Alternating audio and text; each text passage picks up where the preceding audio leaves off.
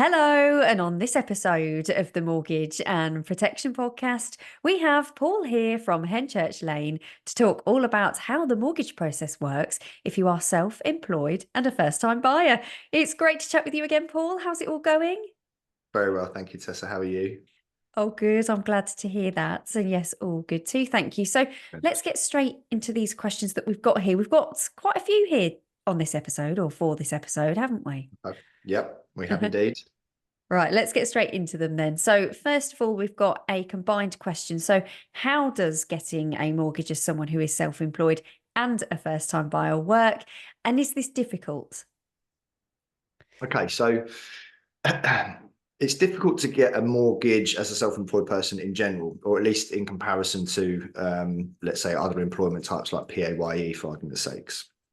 If you add the first-time buyer status to that equation, then it's naturally going to bring an element of inexperience or a little bit of apprehension, and it's going to put that into the mix as well. So I wouldn't say it's more difficult necessarily, but if it's not approached correctly, it could certainly seem or come across that way.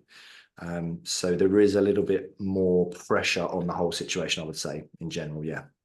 Right, okay. So, something to be aware of there, and we will go into a little bit more detail as we go along. So, the next question here asks, how many years do you have to be self employed to get a mortgage as a first time buyer?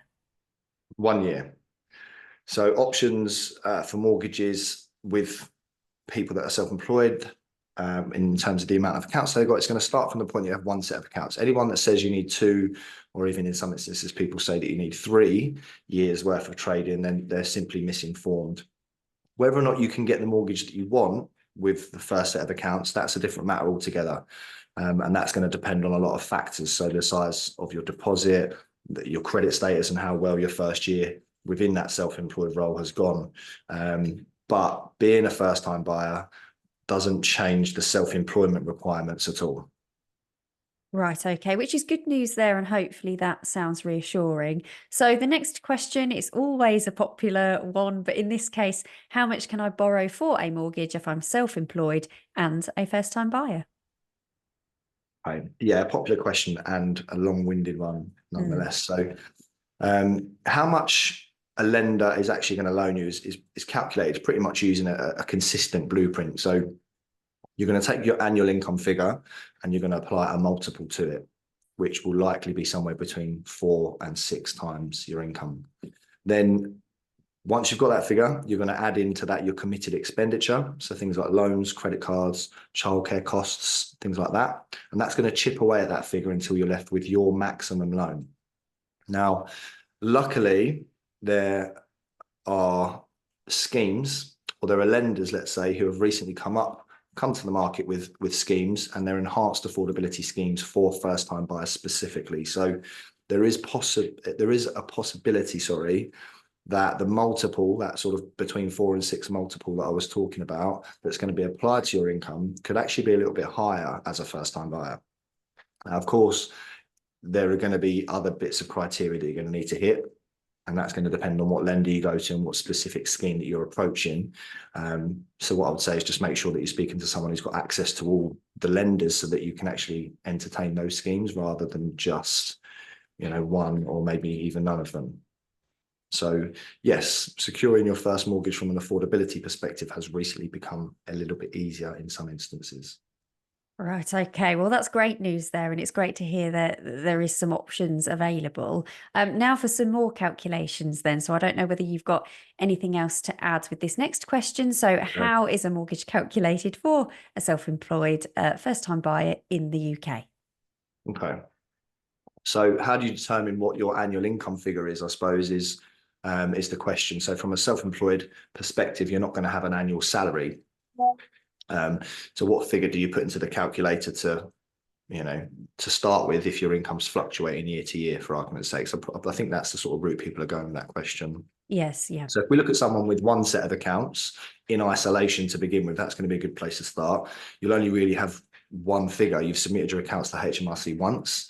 So if you can find a lender who's going to entertain that application, so someone who will accept one set of accounts, you'll of course only have the latest year's figure to give them.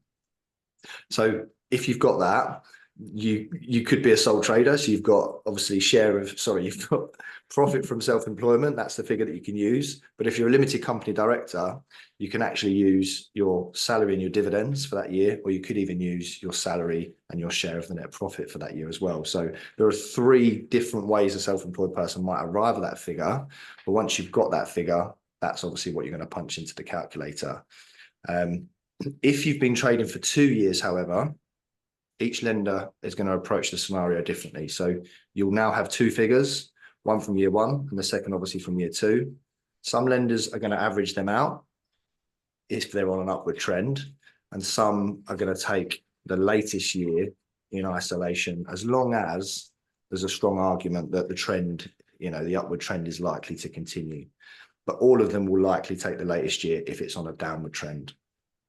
And lastly, just to add to that, if you've been trading for 3 or more years on an upward trend, some lenders are going to take an average, and some will take an average of 3, some will take an average of 2.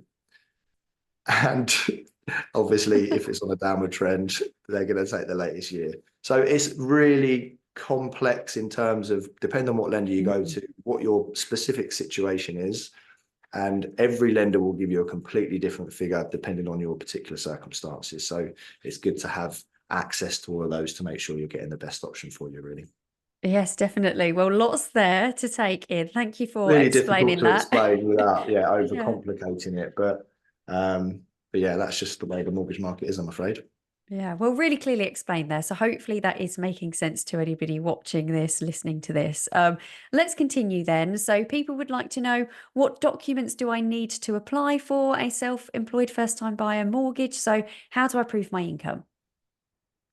Okay, so if you're a sole trader, you're going to need to provide SA 302s with corresponding tax year overview documents and your latest 3 months bank statements, which will show the income credits going into that account. If you're a limited company director, then you're going to need to provide those as well as the company accounts and the company bank statements as well. So if you've been trading for 1 year, then you're obviously going to need one set of those. And if you've been trading for 2 or more years, then you're going to need at least 2 sets of those to provide as income evidence to the underwriter on your application. Okay, there we go. So a breakdown of the documents there. Now, again, this is always quite a popular question, I think, isn't it? But what if I have bad credit as someone who is self-employed and looking at my first time mortgage? Does this affect the process in any way? Okay, so my advice to anyone with bad credit is always going to be the same, regardless of whether or not you're self-employed. Firstly, and most importantly, don't bury your head in the sand. So best place to start is by downloading a multi-agency credit file. So don't just go to Experian or Equifax, as the information that's reported on those platforms generally differs from agency to agency. So use someone like Check My File, and they're going to show you all the details that you need to know. Then it's a case of putting together a plan of action. So depending on what timeframes you're working with will depend on what your plan of action is. So if you're buying in a year, then you can generally make some big improvements to your credit in that sort of time frame. But if you're buying in the very near future and your credit is poor, you might not have enough time to make big improvements. So if that is the case, then you're likely to be left with maybe a specialist lender that's generally going to charge you higher fees and higher interest rates as well. So it really depends on what sort of stage you're at with it all. But like I say, first things first, see exactly what the damage is and come up with a plan of action to get yourself the best outcome that you can, depending on your timeframes, really. Okay, well, some pointers there to take away from the episode then.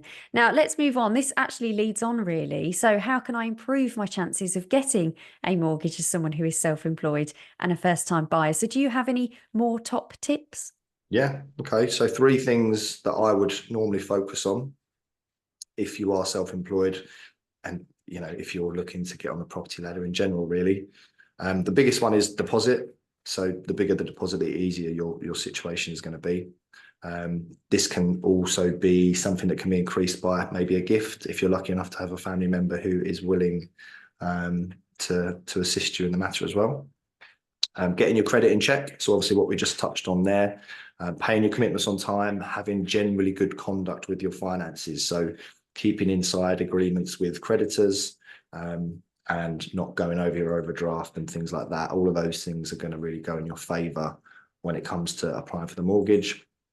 And then for self-employed specifically, it would be record keeping. So submitting your accounts accurately to HMRC, declaring all of your income, which is obviously going to give you the best chance of maximizing your affordability as well, and just keeping hold and having quick access to be able to obtain those documents from maybe your accountant or from the HMRC portal that you're using. Okay, so again, lots of pointers there. Thank you for that. Hopefully that's useful. And just lastly, really, and for those that are wondering or doing this for the first time, of course, if you are a first time buyer, how do I apply for a mortgage as someone who is self-employed and a first time buyer? How can a mortgage broker help here? Okay, so I can relate to that because I became a broker about nearly 10 years ago now. And at the time, I was also a first-time buyer. Right. So self-employed, first-time buyer, but also a mortgage broker. And I still managed to get my own mortgage declined twice before I was finally successful on the third attempt. So Okay.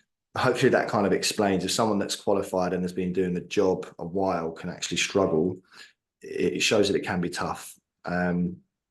Since then, I've kind of made it a point of specializing within that area because of how difficult I found it. And,